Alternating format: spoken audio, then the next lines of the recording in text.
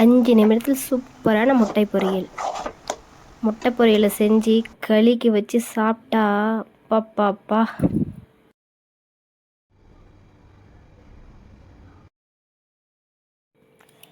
சின்ன வெங்காயத்தை சிறுசா நறுக்கி வச்ச வானிலை எண்ணெயை விட்டு எண்ணெய் சூடானதும் வெட்டி வச்ச வெங்காயத்தையும் காஞ்ச மிளகாய் 4 சேர்த்து நல்லா வதக்குன்னு வதக்கிட்டு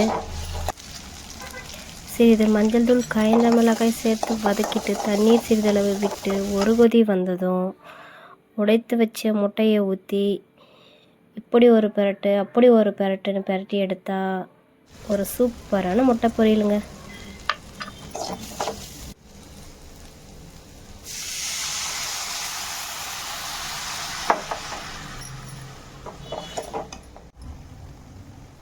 என்னங்க வீட்டில் செஞ்சு அசத்துறீங்களா? செஞ்சு சாப்பிடுங்க, சூப்பராக இருக்கும். இந்த வீடியோ பிடிச்சதுன்னா ஒரு லைக் பண்ணுங்கள், அப்படியே சப்ஸ்கிரைப் பண்ண மறந்துடாதீங்க ஃப்ரெண்ட்ஸ்.